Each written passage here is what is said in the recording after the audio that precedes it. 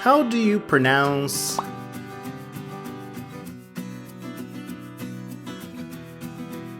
tendon of flexor digitorum longus muscle?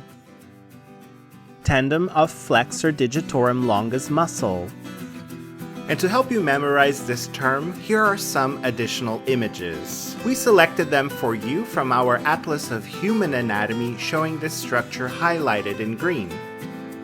Oh wait, and there is more. If you're interested in learning the anatomy associated with this term, we've added some links on this video's description box where you can find all the material you need to become an expert on the tendon of flexor digitorum longus muscle. Knowing how to pronounce this term is one of the many things you need to do when learning human anatomy, so you're not done yet.